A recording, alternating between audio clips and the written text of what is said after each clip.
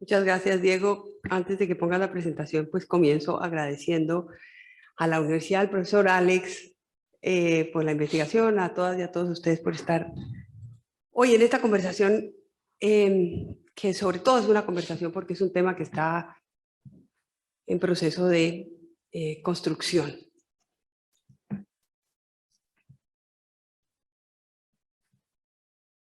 De lo que yo voy a hablar es de moderación de contenidos en Internet. Y voy a empezar por explicar qué significa moderación de contenidos en Internet. Y voy a hablar sobre si es necesaria la moderación de contenidos en Internet, quién debe hacerla, conforme a qué sistema jurídico y qué factores tienen que ser tenidos en cuenta para que la moderación de contenidos en Internet sea compatible con un Estado democrático, un Estado constitucional.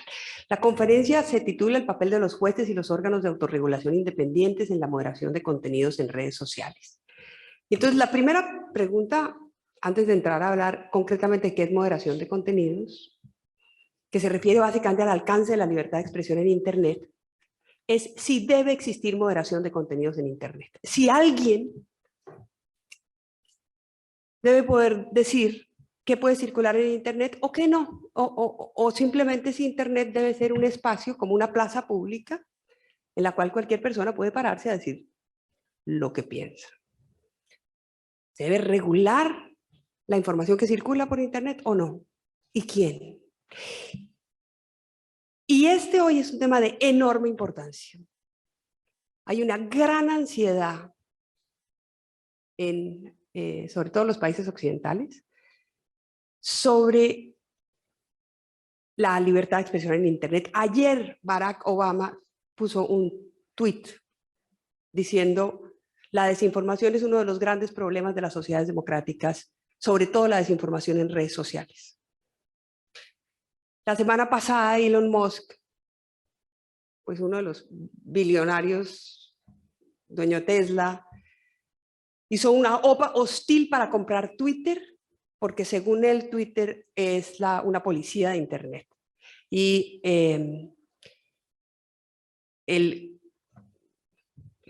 tiene unos trinos bastante difíciles de interpretar, digamos, pero en principio sostenía que Twitter hacía una moderación de contenidos demasiado exagerada y que él lo que quería era que los principios de la primera enmienda de los Estados Unidos, es decir, más debate, más vigoroso, más desinhibido en los términos en los que ellos expresan la primera enmienda, pudiera penetrar Twitter. Ayer o antes de ayer ya puso otro trino diciendo: bueno, si el 10% de los más fanáticos de izquierda y de derecha están furiosos con Twitter, entonces lo estamos haciendo bien. Entonces, ¿al fin qué? ¿Usted quiere que circule todo? Y entonces circula a la izquierda, a la derecha, el spam, la pornografía, o ya está diciendo que hay que moderar contenidos en Internet, que está bien que la plataforma o alguien decida qué puede circular y qué no en Internet. Entonces, la Digital Services Act en la Unión Europea busca justamente sistemas de regulación de contenidos en Internet. Lo que pasa es que no se mete con los contenidos en sí mismos, o sea, es neutral desde el punto de vista del contenido. Lo que sostiene es que los estados pueden obligar a las plataformas a ser mucho más transparentes y a dotar de más derechos a los usuarios. Entonces, hay una enorme discusión. En Estados Unidos, por ejemplo, hay una norma que le da a las plataformas inmunidad para decidir lo que pueden o no poner en Internet, salvo que el contenido sea abiertamente ilegal. Por ejemplo, un contenido que viola derechos de autor. Pero son reglas muy específicas, excepcionales, que limitan a las plataformas, y de resto las plataformas tienen inmunidad para decidir lo que puede circular o no en Internet. Entonces, la pregunta sobre si debe existir o no moderación de contenidos en Internet es una pregunta que hoy ocupa la agenda política por lo menos los Estados Unidos y yo diría que una parte muy importante de las discusiones en Europa. Y yo creo que esta pregunta solamente se puede responder de una manera, y es que hay un falso dilema. Siempre hay moderación de contenidos en Internet, siempre, incluso con la propuesta de Elon Musk, incluso con la propuesta de Donald Trump y de Bolsonaro, que dicen que no puede existir moderación de contenidos en Internet, que las redes tienen que ser libres para que todo el mundo diga lo que quiera, lo que se le ocurra, sí, como esa idea, digamos, de la primera enmienda. Esa propuesta es falsa. Esa propuesta no se puede cumplir, porque desde el mismo momento en el cual se diseña una plataforma, las decisiones de diseño suponen alguna forma de moderación de contenidos. Cuando una plataforma dice, yo no voy a admitir que exista spam, por ejemplo, que tampoco nadie sabe muy bien qué significa spam, pero todos sabemos que todos tenemos unos filtros que impiden que spam entre en nuestros correos electrónicos, ¿cierto? No sabemos muy bien qué significa, pero hay unos filtros, bueno, eso es moderación de contenidos. Y cada plataforma define spam de manera distinta. Cuando las plataformas toman decisiones de diseño sobre qué contenido debe circular más o menos, qué contenido circula más rápido, qué aparece en mi muro, a quién debo seguir en Twitter, cuáles son los videos que yo veo en TikTok, están tomando decisiones de moderación de contenidos en Internet. Todas las decisiones de diseño son decisiones de moderación de contenido de una u otra manera. Entonces, esa pregunta solo se puede contestar de una manera. No es si debe o no existir, existe. La pregunta es cómo. La pregunta es quién. La pregunta es de conformidad con qué ordenamiento jurídico. ¿Cuándo es legítima? ¿Cuándo es compatible con un Estado social y democrático de derecho, siquiera con una democracia? No puedo.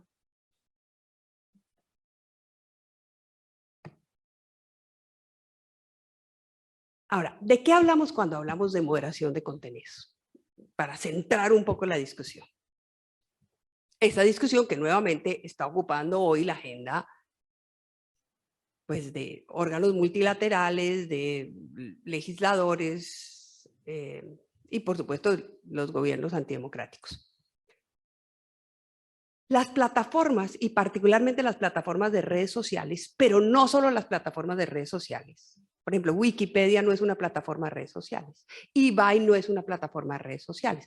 Pero también esas plataformas están sometidas hoy a un escrutinio al que no estaban sometidas hace 5 años. Hoy hay discusiones sobre leyes antimonopolio, cómo hacer para descentralizar y para que la propiedad no esté concentrada y para que no tengan un papel, digamos, tan fuerte y tan predominante en el mercado. En algunos sitios, por ejemplo, Facebook equivale a Internet. En muchos países del mundo, Facebook es Internet. Entre otras cosas, por decisiones de política que a mí me parecen completamente equivocadas, como por ejemplo una cosa que se llama el zero rating, que significa que las compañías telefónicas le venden a la gente el paquete telefónico y le dicen, si usted navega por Facebook, no consume datos. O sea, navegar por Facebook es gratis. Entonces yo le vendo el paquete de, no sé, cualquier compañía telefónica. Si usted entra a Internet por cualquier otro sistema, si usted ve una OTT, si usted ve Netflix, si usted entra a Google, entonces eso consume datos. Pero si usted navega por Facebook, no consume datos. Eso significa que la gente solo navega por Facebook, solo se informa por Facebook. Lo que no está en Facebook no existe en Internet. Y eso es gravísimo. Entonces, es muy importante la discusión sobre la propiedad de las plataformas. Eso es una discusión. Eso no es moderación de contenidos, pero es una discusión fundamental sobre la gobernanza de Internet, regulación de Internet. Un segundo tema, protección de datos personales. Todo el escándalo de Cambridge Analytica. Pues claro que el modelo de negocio tiene en el centro el control del dato personal. De eso viven estas plataformas. Entonces hay una regulación muy importante. Europa estuvo digamos, en la avanzada en la regulación de la protección de datos personales. Eso no es moderación de contenidos, pero también regula Internet. Hay otras discusiones sobre, por ejemplo, la regulación de los avisos pagos en Internet, particularmente en redes sociales. especialmente a partir de lo que pasó en las elecciones, en el Brexit, en la elección de 2016 en los Estados Unidos. ¿Qué tipo de regulación debe imponerse a contenidos pagos, sobre todo en ciertos contextos, por ejemplo, en contextos electorales? Es otra discusión relacionada con moderación de contenidos, pero no es sobre lo que voy a hablar acá, es otro tema de redes sociales. Lo que quiero decir es, cuando hablamos de moderación de contenidos, hablamos específicamente de los contenidos que se encuentran en las plataformas y de cómo y quién puede decidir si esos contenidos se mantienen o no, pero no de todos los otros problemas que tienen que ver con las plataformas de Internet. Aquí una advertencia previa. Yo estoy hablando de los problemas, pero yo creo que son más las virtudes que los problemas. O sea, yo creo que las redes sociales han destapado problemas que estaban en la sociedad. Han incrementado, por ejemplo, el fanatismo, han incrementado la intolerancia, han incrementado la polarización. Yo personalmente, y por supuesto todo está sometido a discusión, yo defiendo la libertad de expresión porque creo que las ideas todas deben estar sometidas a discusión, han incrementado ese tipo de fenómenos y yo creo que eso es malo para la democracia. Yo creo que eso inhibe el debate, yo creo que eso no nos permite hacer construcciones de consensos sociales que nos permitan avanzar. Es cierto, las redes sociales han creado nichos y cámaras de eco, pero las redes sociales también han permitido que más gente acceda al conocimiento, a la información, que pueda haber denuncias sobre violaciones de derechos humanos o corrupción que antes no podían existir, que se ha enriquecido la esfera pública, hay más voces, hay voces diversas. Entonces, claro, yo estoy hablando de los problemas, estoy hablando de la concentración de la propiedad, estoy hablando del manejo de los datos personales, estoy hablando de moderación de contenidos, porque estoy hablando de los problemas. Pero creo que son muchas más, y esta es una advertencia que debía hacer desde el principio, las virtudes que los problemas. El hecho de que yo me concentre en los problemas es porque sobre esto tenemos que hablar para poder mantener y potencializar Internet como un mecanismo de democratización de la conversación. Afrontar bien estos problemas significa mantener Internet y potenciarla como ese instrumento, digamos, de democratización de la conversación pública. Entonces, cuando hablamos de moderación de contenidos, hay gente que dice que esto es un eufemismo. Hablamos de moderar, decidir qué contenido puede permanecer y qué contenido no puede permanecer. Ahora, otra advertencia. Hay por lo menos dos momentos en los que las plataformas realizan moderación de contenidos. O sea, hay dos momentos en los que las plataformas deciden qué contenidos pueden permanecer y qué contenidos deben salir. Y yo solo voy a hablar del segundo momento. El segundo momento es el más familiar para todos nosotros, pero el primer momento es fundamental. Yo voy a hablar del segundo. ¿Cuál es el primer momento? El momento en el que, por ejemplo, definen qué es spam. Y entonces dicen, eso no entra. Eso no va a llegar al muro de Facebook, eso no entra a Twitter, eso no le va a llegar a su correo de Gmail. Eso es censura previa, de alguna manera. Eso es moderación de contenido. Cuando tienen alianzas con con verificadores de hechos, que definen que un hecho es falso y las plataformas deciden sacarlo porque ese hecho falso puede generar un daño en la vida real de las personas. Eso es moderación de contenidos.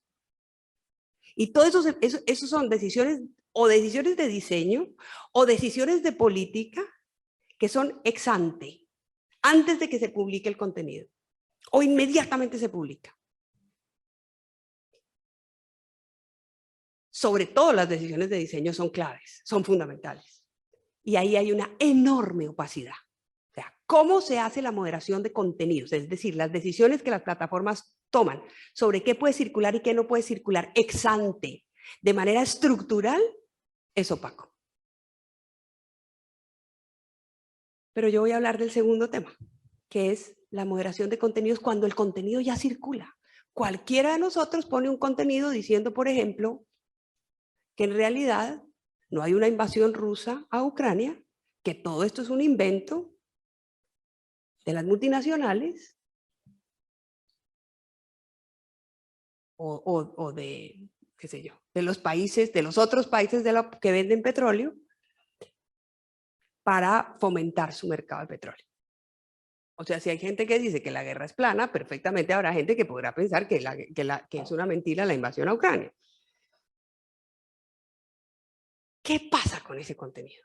¿Qué pasa con el contenido que dice que el COVID no existe? Que la vacuna es un chip de Bill Gates para seguirnos. Que la Tierra es plana. ¿Qué hacemos con eso? ¿Eso debe permanecer en la plataforma o no debe permanecer en la plataforma? Bueno, de eso es de lo que vamos a hablar. La decisión ex post individual sobre si un contenido debe o no permanecer en la plataforma. Y no voy a hablar de todas las plataformas, voy a hablar exclusivamente de las redes sociales. No voy a hablar de Netflix, no voy a hablar de Spotify, no voy a hablar de Wikipedia, voy a hablar de las redes sociales. ¿Quién debe realizar la moderación de contenidos? Entonces aquí hay tres alternativas.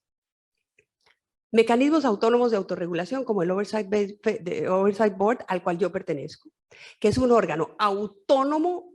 Facebook, en la mitad de una gran polémica, decide crear esto que se ha llamado la Corte Suprema de Facebook. Es un órgano autónomo. Facebook le entrega un patrimonio a una fiducia de 130 millones de dólares, nombra 4 copresidentes, yo soy una de esos copresidentes, el otro es el director del Instituto de Derecho Constitucional de Stanford, el otro un profesor de Columbia, la otra una ex primera ministra danesa, y luego nosotros nombramos a otros 16 miembros para tomar decisiones sobre los casos de moderación de contenidos, estos ex post e individuales, más importantes e emblemáticos. Por ejemplo, nosotros revisamos si la decisión de Facebook de sacar a Trump de la plataforma era una decisión legítima. Esos mecanismos autónomos de autorregulación son pocos, se parecen a los mecanismos de medios de comunicación, como a los ombudsperson de medios de comunicación.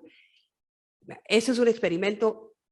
En este caso, dependerá de nosotros si este experimento sale bien o mal, porque tenemos todas las garantías para actuar de manera autónoma. Luego están los órganos de arbitraje para la solución extrajudicial de controversias, que es lo que está en el Digital Service Act europeo, que dice que deben existir esos órganos de arbitraje. Bueno, ¿eso qué es? Arbitraje o amigable composición, digamos, mecanismos alternativos de solución de controversias extrajudiciales. Y luego están los jueces o otros órganos públicos semijudiciales que en todo caso deban ser autónomos o independientes. Entonces la propuesta es, si alguien va a moderar contenidos, lo mejor es que por lo menos la última decisión la tome uno de estos tres y que las características más importantes sean la autonomía y la independencia. ¿De qué? De la plataforma.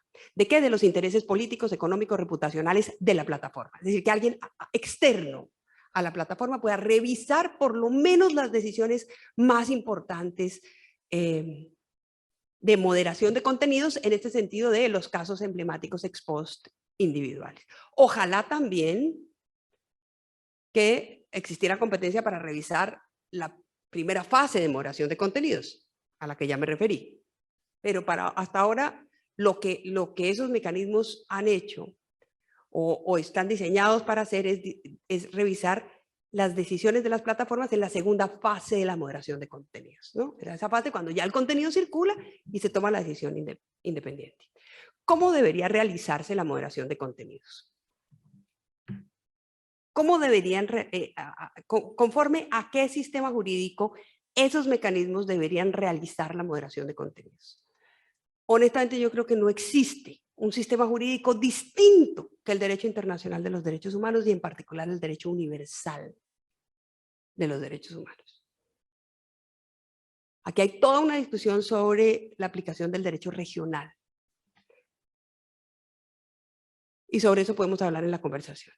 Pero en particular yo creo que el derecho internacional de los derechos humanos, entendido como el derecho universal, el artículo 19 o 20 del Pacto de Derechos Civiles y Políticos, y las interpretaciones que de esas normas han hecho los órganos autorizados para interpretar los tratados, son, a mi juicio, las herramientas más importantes de las que disponemos para tomar esa decisión.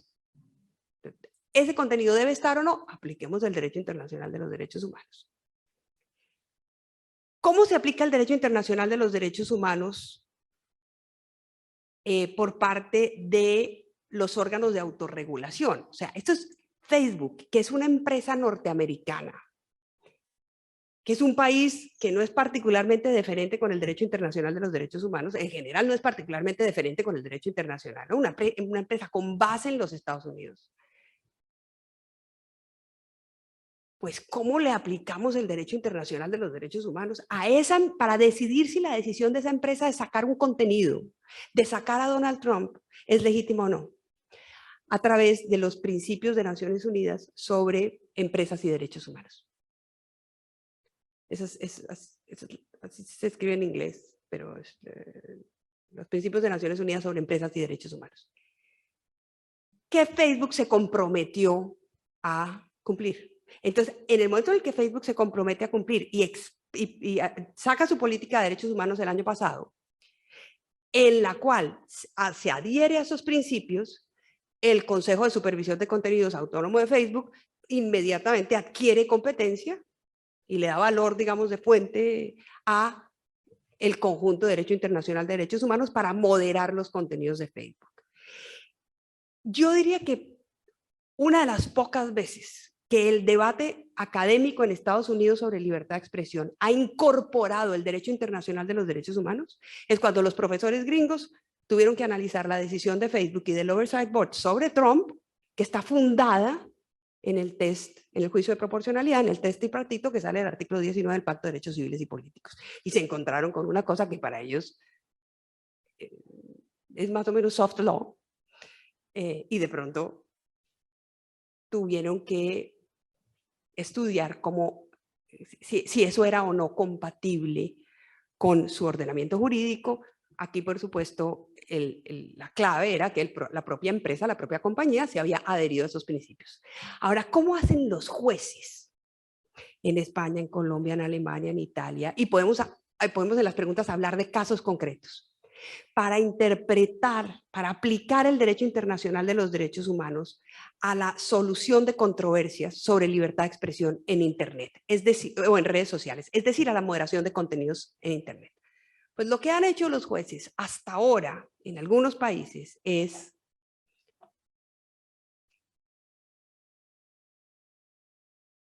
a través de catálogos abiertos de derecho constitucional atraer el derecho internacional de los derechos humanos. En lo que particularmente en el constitucionalismo latinoamericano hemos denominado el bloque de constitucionalidad, tomando la figura y adecuándola de la idea del bloque de constitucionalidad de las sentencias del Consejo Constitucional francés, que en realidad se referían a la incorporación de la Declaración de los Derechos del Hombre y Ciudadano al constitucionalismo francés. Bueno, lo que ha hecho América Latina es denominar bloque constitucional, bloque de constitucionalidad, a la incorporación del derecho internacional de los derechos humanos al derecho constitucional, como normas de derecho constitucional que pueden aplicar los jueces al momento de tomar decisiones. Y yo creo que esa es la salida, pero sobre eso podemos conversar más adelante. Ahora, ¿cómo trasladar un régimen que fue diseñado para resolver los conflictos entre el Estado y sus ciudadanos a la resolución de conflictos entre una empresa y un usuario? O sea, yo lo que estoy diciendo es, la mejor manera, la única a mi juicio, de resolver adecuadamente los conflictos que tienen los usuarios de la plataforma con la plataforma es a través de la aplicación del derecho internacional de los derechos humanos. Los jueces lo pueden hacer aplicando en los casos en los cuales tienen catálogos abiertos que atraen al derecho internacional, lo aplican en el ordenamiento jurídico, y nosotros lo podemos hacer como órgano de regulación porque la compañía se adhirió al derecho internacional de los derechos humanos. Muy bien, pero ¿cómo lo aplicamos? Se aplica de la misma manera el derecho internacional de los derechos humanos a una compañía respecto de un usuario que al Estado respecto de una persona. No, no se aplica de la misma manera. Y en esto los alemanes ya han avanzado un montón.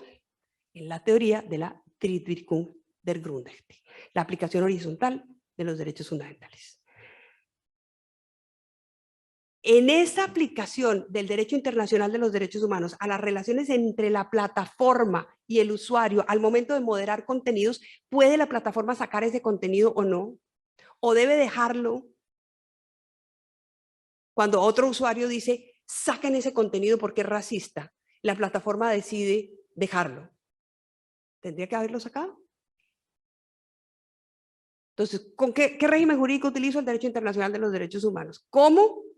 Con las herramientas que ya se han desarrollado al momento de la aplicación horizontal del derecho internacional de los derechos humanos. ¿Eso qué significa? Que en la ponderación entran en juego, por ejemplo, la autonomía de la empresa. Claro, la autonomía es menor en la medida en que tenga mayor predominio en el mercado. La autonomía de la empresa es menor en la medida en que puede afectar más los derechos fundamentales de las personas. Pero todo esto está inventado por los tribunales constitucionales que aplican esta doctrina. O sea, aquí no hay nada que tengamos que innovar. Pero hay un tema en donde sí tenemos que innovar. Y es que la pregunta es si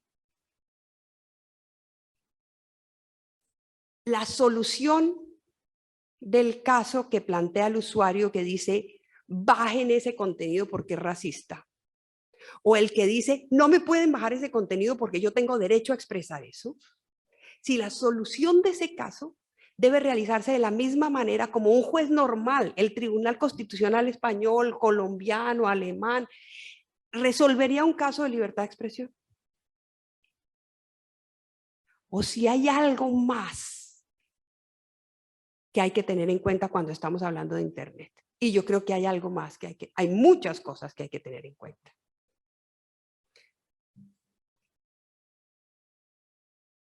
Aparte, por supuesto, de la aplicación de todas las herramientas de la teoría de la aplicación horizontal de los derechos humanos. Primero, estamos hablando de moderación de contenidos a escala global. La revisión del contenido de manera discreta, independiente, autónoma, yo creo que es equivocada. Por ejemplo, en una fiesta, este es un caso del Oversight Board, pero perfectamente extrapolable lo podría haber tenido que decir un juez. Facebook prohíbe el uso de lo que se llama el blackface. Las personas blancas que se pintan la cara de negro, los labios rojos exagerados, aretes, afro, para caricaturizar personajes de raza negra.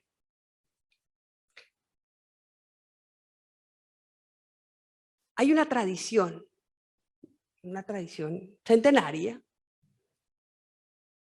en Europa Central durante Navidad, de un personaje, digamos Santa Claus, que llega con dos esclavos negros que tienen cargando los juguetes de los niños. Y, por supuesto, son personas blancas que tienen la cara de negro, la cara pintada de negro, tienen afro, y Facebook prohíbe eso. Y dice, eso no, yo prohíbo eso en mi plataforma. ¿Por qué? Porque hay estudios del Comité de Discriminación Racial de Naciones Unidas, de la Defensoría del Pueblo de ese país, que dicen que en los momentos en los cuales esa tradición se activa, no recuerdo bien, pero digamos del 15 de diciembre al 20 de diciembre, hay discriminación, hay bullying a los niños afrodescendientes, etcétera, etcétera. Entonces, dice, bueno, yo prohíbo, particularmente a esa figura, Usted puede tener esa misma tradición, pero no necesariamente tiene que caricaturizar de esa manera a ese personaje. O sea, la tradición se mantiene, usted podría, digamos, hacer algunas reformas.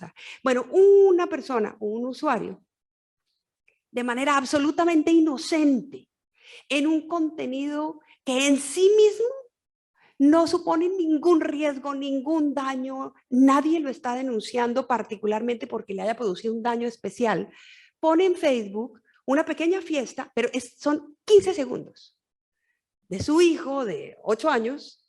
Entonces entra este personaje que viene de África con las dos personas que lo acompañan, con la cara vestida de negro, los juguetes, y le entregan al niño los juguetes. Un video corto, 15 segundos, una cosa familiar. Nadie tiene la intención de discriminar. Esa familia no es racista. Y Facebook lo baja.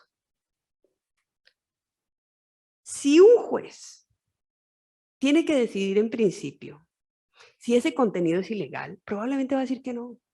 Es un contenido solo, discreto. ¿Qué tiene ilegal 15 segundos de una cosa muy festiva en donde no hay ninguna expresión explícita de discriminación?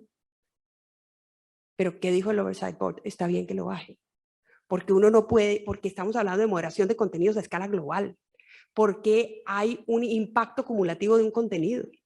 Porque aquí de lo que se trata es de evitar ciertas expresiones en la red que, con independencia de la voluntad de la persona, de la intención de la persona, de manera acumulada pueden producir un daño en la vida real de las personas. Y resulta que hay un informe de la Defensoría del Pueblo de ese país que dice que a los niños, durante esa época, los niños afrodescendientes no van al colegio, se sienten avergonzados del color de su piel.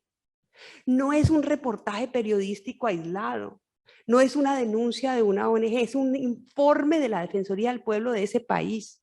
Hay un informe del Comité de Discriminación Racial de Naciones Unidas que dice que esa tradición así, tal cual, produce un daño en la vida real. ¿Qué dicen algunas personas? ¿Qué dijo la minoría del Consejo? Esto se tiene que discutir con más debate, no con menos. Usted no puede prohibir ese tipo de manifestaciones, porque al prohibir ese tipo de manifestaciones lo que está haciendo es exacerbar el sentimiento de esas personas y generar más violencia. Esa es la discusión. No, lo que dijo la mayoría del board fue, en este caso se puede prohibir, pero ¿qué está teniendo en cuenta? La moderación de contenidos a escala global y el impacto acumulativo del contenido. No está viendo el contenido de manera discreta, que es lo que normalmente haría un juez. ¿Qué es lo que hay que pedirle a los jueces? Y con eso voy a terminar ya muy rápidamente. Que tengan en cuenta estos criterios. Otro elemento clave en la moderación de contenidos a escala global es la automatización e inteligencia artificial. En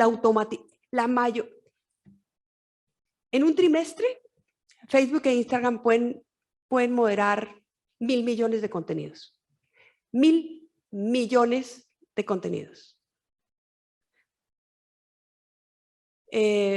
YouTube puede moderar quiero decir, casi como, para utilizar un lenguaje más familiar para nosotros, adoptar actos administrativos como los 28 millones de actos administrativos que, bueno, 1.000 millones de contenidos en un trimestre. 10 millones de videos moderados en YouTube en un trimestre. 10 millones de videos. Entonces, la inteligencia artificial juega un papel clave, juega un papel central. Yo no sé si ustedes han visto páginas de Facebook, por ejemplo, de claramente pornografía infantil. Claramente pornografía infantil. Entonces necesitan inteligencia artificial y automatización. Ahora, ahí hay una cantidad de falsos positivos y una cantidad de falsos negativos. O sea, se les pasan un montón de cosas. ¿Cuál debe ser la decisión por default? ¿Y cómo debe afrontar un juez esa decisión por default? Viola Facebook el derecho a la libertad de expresión de una persona y debe ser responsabilizado, por ejemplo. Si la decisión por default es en temas de desnudez de niños, yo prefiero que se vayan más cosas y entonces el paseo en la playa de la familia, pues sacan la foto, porque el sistema de inteligencia artificial identifica que ahí hay unos niños que pueden estar desnudos y en realidad son unos niños que están en vestido de baño con los papás y les sacan la foto y entonces hay una enorme discusión sobre censura en Internet. Y la pregunta es, ¿eso es censura? ¿Cómo debemos afrontar esos sistemas de automatización e inteligencia artificial? ¿Esto es un problema que tienen que definir los jueces o es un problema que tienen que definir los reguladores? ¿Qué decisión por default estamos dispuestos a aceptar? Luego tenemos que tener en cuenta el carácter de la plataforma. No es lo mismo las plataformas porque aplicamos la teoría de la aplicación horizontal de los derechos fundamentales a las relaciones, digamos, entre particulares, por eso es horizontal, pues sí, incorporamos que las plataformas tienen, hay plataformas que pueden ser solamente de mujeres para discutir el cáncer de mama. ¿Eso es discriminatorio? ¿Por razón de género? Está utilizando una categoría sospechosa. Esa plataforma está discriminando por razón de género. Las plataformas que deciden que van a ser solamente gaticos. No hay perros. En esa plataforma no hay perros, hay gatos. ¿Eso es discriminación? Bueno, ahí no está utilizando una categoría sospechosa, pero hay una cantidad de contenidos que no pueden circular. Ahora, Facebook lo puede hacer cuando tiene el cero rating, y entonces en muchos países en África o en América Latina, Facebook es la única manera de comunicarse.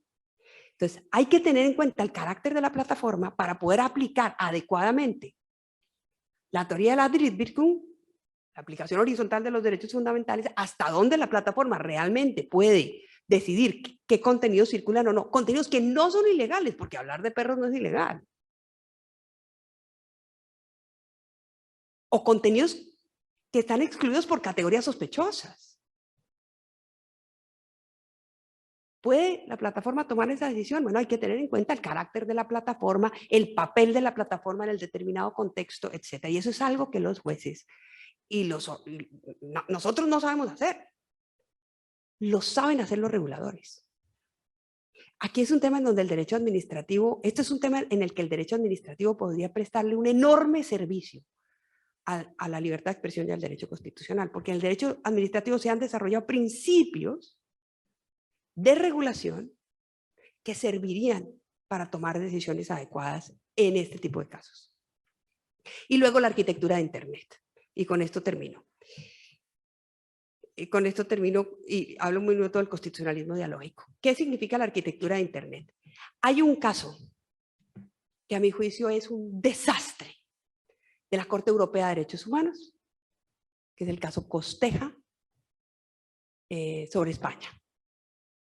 Perdón, no es la Corte Europea, es la Corte Europea de Justicia. La Corte Europea de Justicia. Hay un señor Costeja que tuvo un momento malo, un momento económico difícil,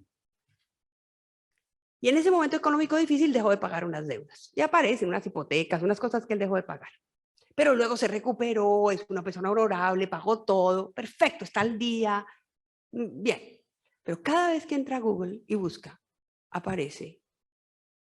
Lo primero es que es un deudor moroso de hace no sé cuántos años. Porque claro que la hipoteca o cualquier deuda que hubiera sido apareció publicada, no sé, en la Gaceta de Valencia, y entonces la Gaceta está indexada, y entonces eso es lo que Google pone como primer resultado de búsqueda. Entonces no, pues digamos, lo primero que cualquier persona ve si él está buscando trabajo es que es un deudor. Fue una persona que incumplió una deuda hace muchísimos años. Entonces él hace todo el pleito en España para que Google borre, y se llama el derecho al olvido.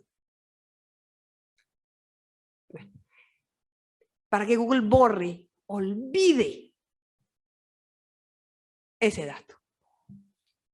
Finalmente el caso llega a la Corte Europea de Justicia, y la Corte Europea de Justicia establece unos criterios y dice sí, hay no lo dice con esas palabras, pero hay un derecho al olvido. O sea, Internet, pues la memoria es fabulosa por dos cosas, porque nos permite recordar, pero también porque nos permite olvidar. Es decir, yo no podría vivir con todas las veces que yo he hecho el ridículo. Si yo me levantara todas las mañanas y me acordara de todas las veces que yo he hecho el ridículo, siquiera de las veces que he hecho el ridículo la última semana, yo ya ya simplemente no podría salir a la calle. Pero felizmente a mí se me olvida. Bueno, Internet tiene una memoria indeleble. Ahora, eso aplicado conjuntamente con otra tesis de la Corte Europea de Justicia, según la cual los jueces pueden tomar decisiones más allá de su propia jurisdicción, es decir, pueden pedirle a Google que borre una información en todas partes del mundo. Significa que un juez en Nicaragua, en donde hay una dictadura, en donde los jueces están totalmente controlados por el Poder Ejecutivo, ese juez puede tomar la decisión de ordenarle a Google que toda la información sobre un narcotraficante o una persona que ha cometido violaciones de derechos humanos en un país como Colombia se borre de Internet, purifique Internet, porque no hay criterios. Entonces, estoy en arquitectura de Internet. Entonces, pues sí, suena muy bien, yo entiendo, el señor Costeja tiene razón. Es horrible que que esa memoria indeleble esté ahí cada vez que alguien hable, abra, pero si yo no tengo en cuenta que ese tipo de decisiones pueden romper la arquitectura de Internet, pueden acabar con Internet, con el potencial democratizador de Internet del que yo hablaba desde el principio, pues entonces acabamos con Internet como lo conocemos hoy, lo fragmentamos, deja de ser una red global, abierta, interactiva, en donde la gente tiene derecho a la memoria, puede consultar cosas. No, hay que volver otra vez a las hemerotecas de los periódicos locales para saber si esa persona realmente cometió un delito o un acto de corrupción o bueno, lo que sea. Y para poder hacer eso bien, y con esto ya termino de verdad, yo creo que hay que acudir a las herramientas del constitucionalismo dialógico y otra vez América Latina tiene mucho que mostrar en esto. Retomando, por supuesto, una doctrina desarrollada por el constitucionalismo en algunos países de Europa y algunas cosas de Estados Unidos, pero sobre todo en algunos países de Europa, las Cortes Constitucionales en América Latina han tomado decisiones estructurales. Entonces, un recluso dice, estoy hacinado, esto viola mis derechos fundamentales, esto viola el bloque de constitucionalidad, señor juez, protéjame. Entonces el juez tiene dos opciones. O protege y dice, muy bien, saquen a los otros 3 reos y entonces metan a esos 3 en la celda de al lado en donde ya hay otros 5. Y ese señor le protegemos su derecho. O adoptar una decisión estructural y decir, bueno, yo no sé de eso, yo no sé cómo se resuelve, pero sí sé que hay una violación de derechos humanos. Y empieza un diálogo con la administración para poder tomar decisiones utilizando lo mejor de la administración, pero con una perspectiva de derechos humanos, que es lo que los jueces constitucionales saben hacer. Y ese constitucionalismo dialógico ha permitido tomar decisiones en materia, por ejemplo, de desplazamiento forzado, decisiones estructurales, dialogadas, conversadas con todos los sectores. Bueno, yo creo que en materia de moderación de contenidos en Internet, tanto los órganos independientes de regulación como los órganos extrajudiciales o los órganos de resolución de controversias de amigable composición o a lo que sea, como los órganos judiciales, tienen que acudir a las herramientas del constitucionalismo dialógico, tienen que oír a todos los actores interesados, porque a diferencia de lo que pasa y con esto termino, a diferencia de lo que pasa en un caso normal de libertad de expresión, en donde el Estado tiene que resolver si un trino que ustedes van a poner al salir de esta conferencia diciendo es la peor conferencia que hemos oído en nuestra vida, ¿cómo traen a esa señora colombiana y nos hacen perder toda la mañana? Y luego yo les interpongo cualquier acción por afectación de mi honra. Si ese conflicto si los jueces deben resolver ese conflicto que es entre dos partes, entre ustedes, que tienen derecho a considerar que esta es la peor conferencia o conversación que han tenido en su vida, y yo que considero que mi prestigio está de por medio, es similar al que se produce en libertad de expresión en Internet, y no es similar. No es ese triángulo hablante, digamos, afectado y Estado que resuelve. Esto es un polígono.